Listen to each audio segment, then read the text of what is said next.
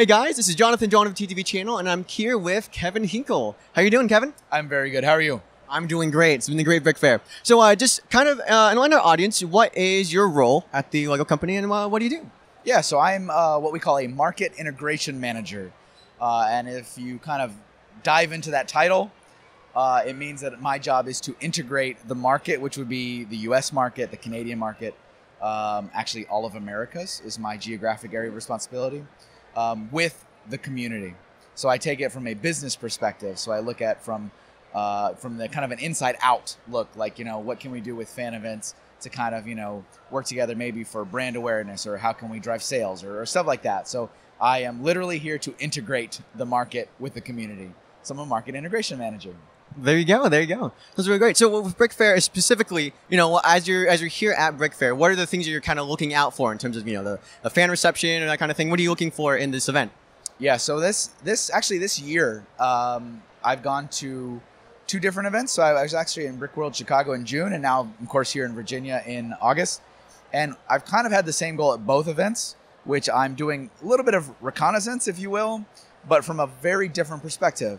So in my previous role, I was very focused on community management. So that's talking with members of the community, answering their questions. And now I'm kind of looking for, are there opportunities as a business that we've missed? Or are there things that we can explore? So for example, something that we're trying at this event is a gift with purchase opportunity through our website, through Shop at Home, lego.com.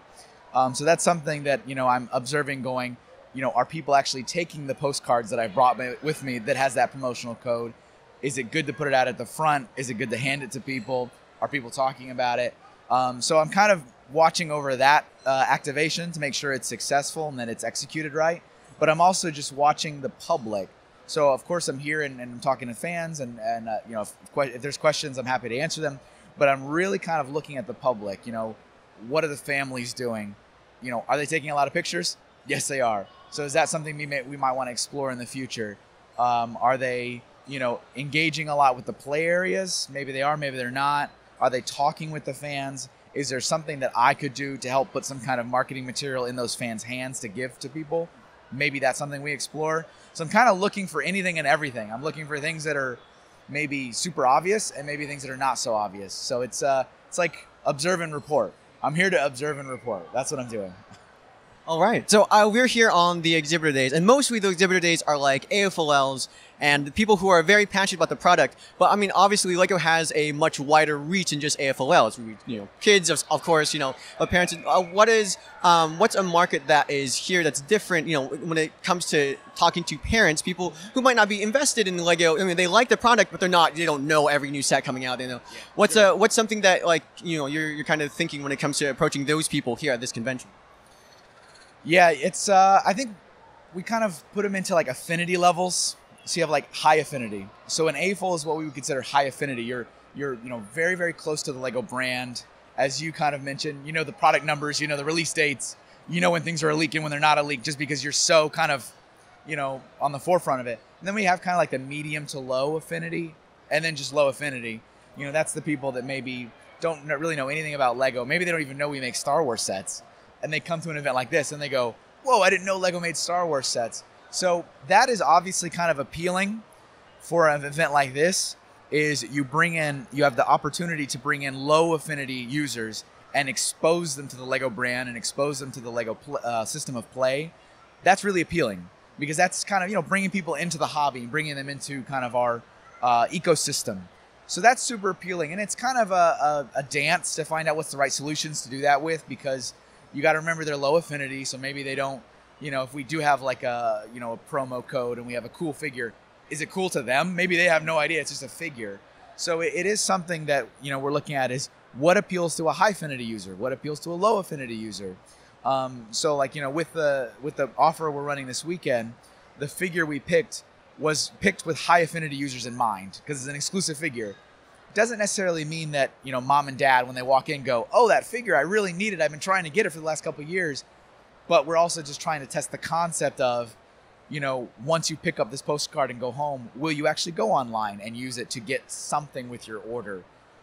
So it's difficult, because we're trying to figure out what works for the different types of audience. So a lot of what I'm doing and have been doing is experimentation. Does it work? Does it not work? And we do a lot of measuring to see, should we keep doing it or should we try something else? So this is a lot of testing.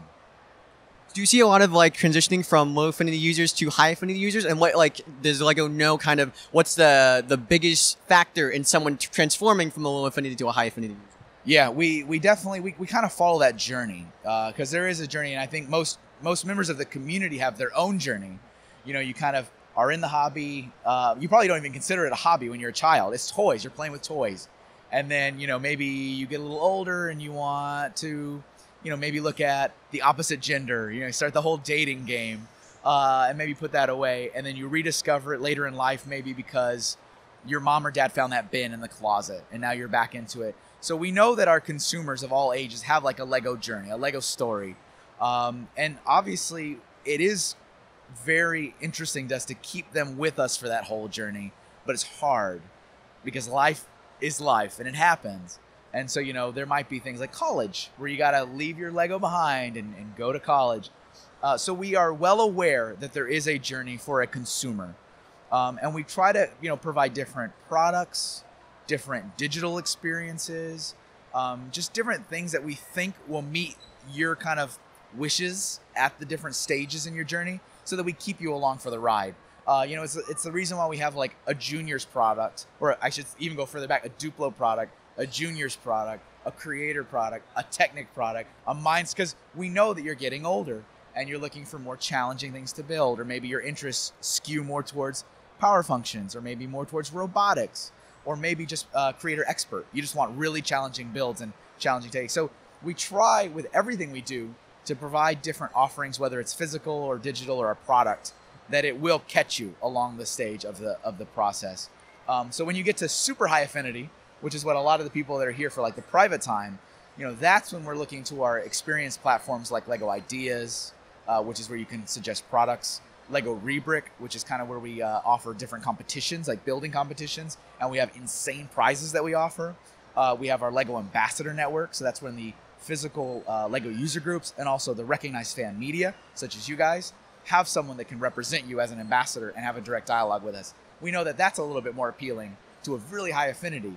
You know, they're already buying probably the products, and there's not, I mean, you could probably release more products that would be even more appealing, but we try to just provide something so that every level of the journey, we can keep you along for it. It's really interesting. I think you brought up something that I found really interesting for me as a TFOL, because I was invested as a kid. I actually got more invested as a teen and like into Lego. So I was along for that whole journey. Do you think because we with Bionicle, a lot of our fan base were TFOLs and they kind of came up with that thing. Yeah. Is TFOLs like in terms of like the drop off? You know, normally you're as a kid and then you like as a kid, a teen, you're like, oh, this is cool now, and you do that, and then right, and then like college or when you're a parent, you come back into it. Yeah. Do you find that has the most kind of dip in that journey with TFOLs? For sure, yeah. The teenage era. I mean, we were all teenagers, right? I was a teenager. Believe it or not, I was a teenager once, and that does kind of seem to be where the most people will kind of teeter, go into a dim age, drop off completely. But, you know, that's what's really amazing about the community is, you know, maybe we haven't cracked the nut as a brand and offering something that teenagers really want. Not to say that we're not, you know, giving up, but maybe we haven't really got that yet. But the community offers a lot of that stuff. That's where you have kind of these, you know, Lego user groups that, you know, will allow teenage members into their clubs, or forums online where it's a lot of, you know, fellow like-minded teens. Events like this are awesome for teens. I mean, you can see them when you're walking around. You know, you'll have the group of, you know, old men talking about trains, and then you have the group of the teenagers, you know, and so it's awesome. There's different avenues to explore. And so we're really thankful to the community that there is, you know, something that's trying to catch them. You know, something I always say is, you know, today's T-Fols, tomorrow's A-Fol. And so I also tell a lot of A-Fols that because, you know, there are groups that maybe don't allow teenagers, and for, you know, various reasons. And I try to remind them, like, remember, you know, today's T-Fols, tomorrow's A-Fols. So, you know, they might be your fellow exhibitor next year.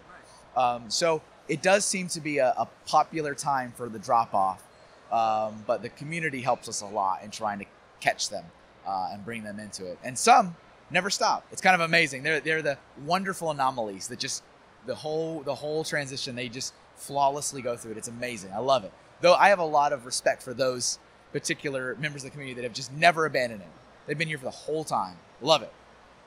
All right, well, good to hear. I guess one of the, if we can do one last question. Yeah. So a lot of the people that follow us, they also, I mean, Lego is such a creative thing. When they see something doing something creative, they want to, journey out in that. So I know obviously you're working now more with market integration and, and different things, and not necessarily with the digital media side. But for people who are watching our channel, who want to do their own content related to Lego, and what's something that you guys are looking for, or what's something that you guys really admire about specifically the video creating community, and what can they do to kind of, kind of catch your eye off that? Yeah, it's a really good question.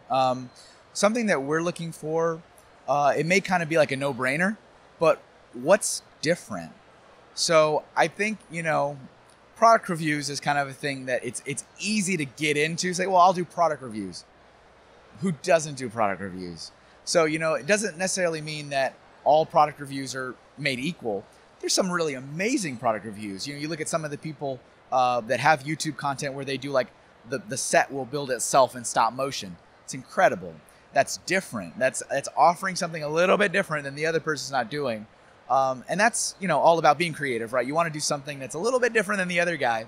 So we're also looking for the same stuff when we're looking for people to reach out to or to partner with or to test out things with, is we're looking at who's doing something a little bit different, who's maybe adding a little bit more value in a different space, maybe a different area of the community, a different aspect. So we're looking for things that are different. All right. Well, thank you so much, Bingo's man. starting. I know. That's it. That's it. Bingo. All right. Well, thanks so much for taking the time to talk to us. We really appreciate it. Yeah, and thank you guys for what you do. You guys do awesome. All right. Thank you so much. Thank you guys. All right. We'll see you guys later. Bye.